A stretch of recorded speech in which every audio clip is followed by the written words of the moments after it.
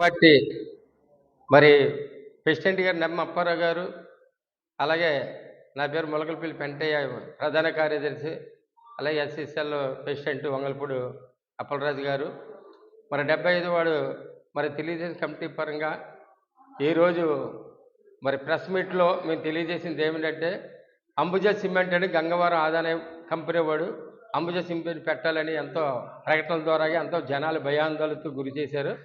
దాన్ని ఉద్దేశించుకో నిర్వాసితులైతే మొత్తం మిత్రపక్షాలు ఏదైతే కూటమి ఉందో కూటమి సభ్యులందరూ కూడా రోడ్డు ఎక్కడం, నినాదాలు చేయడం, దాన్ని ఉదాహరించుకొని మరి ఎమ్మెల్యే గారు, రాష్ట్ర అధ్యక్షులు, అలాగే గాజువాక నియోజకవర్గం శాసనసభ్యులు పల్లా శ్రీనివాస్ గారి నాయకత్వం అతని దృష్టికి తీసుకెళ్ళడం, ప్రజలు ఏదైతే స్పందిస్తున్నారో ఆ అభిప్రాయాల సేకరణ ప్రకారం ప్రజలు వద్దంటే వద్దు, కావాలంటే కావాలనే నినాదంతో వెళ్ళడంతో మరి ఎమ్మెల్యే గారు ఒకటే చెప్పారు, ప్రజల ఉద్దేశాన్ని అనుగుణంగా నడుస్తాను, ప్రజాప్రతినిధిగా ప్రజల ఓట్లతో గెలిచి ఉన్నాను కాబట్టి ప్రజలు ఏం చెప్తే అదే నా పద్ధతులు వెళ్తానో చూశారు.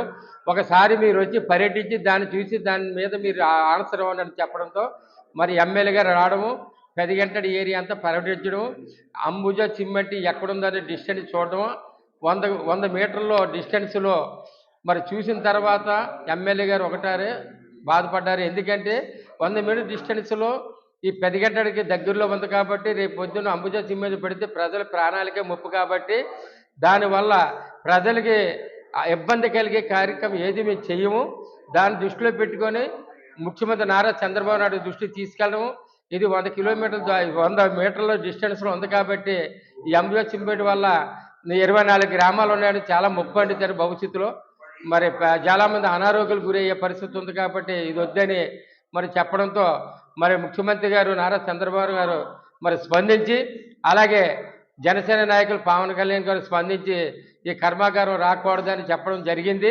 అది వెంటనే పురస్కరించుకొని మా ward president, secretary, cluster committee దృష్టిలో పెట్టడం, దాని ద్వారాగా ఈరోజు ప్రెస్ మీట్ ద్వారాగా అంబుజా సిమెంట్ అనేది ప్యానాలకు ముప్పు వచ్చే కార్యక్రమం ఏ ఫ్యాక్టరీ కూడా పెట్టరు అని హామీ ఇవ్వడంతో మేము నిర్వాసితులు కానీ కూటమి సభ్యులు కానీ ప్రతి ఒక్క ప్రజానికానికి తెలియజేసేది ఏంటంటే, భవిష్యత్తులో అంబుజా సిమెంట్ ఆదాయ కంపెనీ రాదని మేము చెప్తూ మరి పత్రిక ద్వారా మేము అందరూ తెలియజేస్తాం. మీరు అందరూ ధైర్యంగా ఉండండి.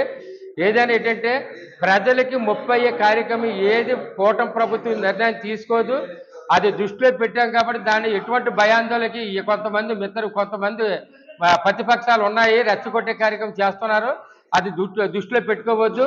ఆల్రెడీ హామీ ఇవ్వడం జరిగింది ఎమ్మెల్యే గారు, ముఖ్యమంత్రి గారు, అంబుజా సిమెంట్ రాదని. అదొకటి పట్టే మరి కూటమి ప్రభుత్వం వచ్చిన తర్వాత మరి 75 వార్డులో మరి అనేక సీఎం గారు తాలూకు నిధులు కూడా త్వరలోనే మరి చాలామందికి అందాయి. మరి అలాగే మెడికల్ తాలూకు బిల్లులు ఎంతోమంది అనారోగ్యంతో గురైతే వాళ్ళకి ప్రభుత్వం సీఎంఆర్ తాలూకా నిధుల ద్వారా ఎంతోమంది కుటుంబాలకు అందుతున్నాయి.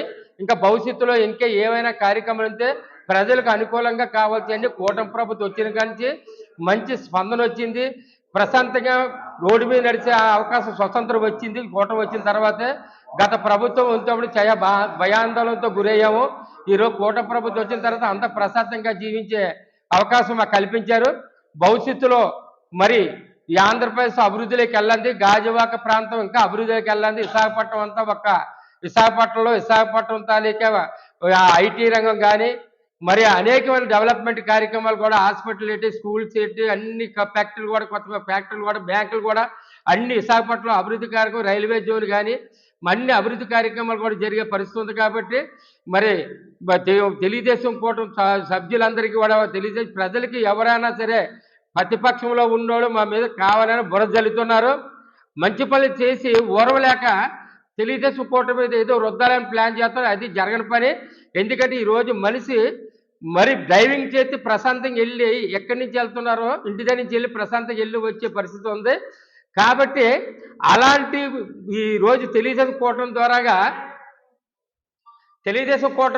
ఈరోజు ప్రజలు ప్రశాంతంగా 4 వీల్స్ కానీ 2 వీల్స్ కానీ పెద్ద హెవీ వెహికల్స్ కానీ ప్రశాంతంగా తిరుగుతున్నారంటే అది తెలుగుదేశం కూటమి నాయకత్వం. ఈరోజు చట్టసభలో కూడా ప్రజలకి ఎస్సీ, ఎస్టీ, బీసీ, మైనార్టీలు కానీ అగ్రవర్ణాలు కానీ ఎవరికి కూడా ఎటువంటి ఆందోళన చెందొద్దు. ఏ కులానికి ఏది కావాలని అన్ని రంగాల్లో కూడా అభివృద్ధి పడే ఎవరికి కావాల్సిన నిధులు వాళ్ళు కేటాయిస్తున్నారు కూటమి ప్రభుత్వం. భవిష్యత్తులో ఇంకా అనేకమైన అభివృద్ధి కార్యక్రమం చేసే పరిస్థితి ఉంది కాబట్టి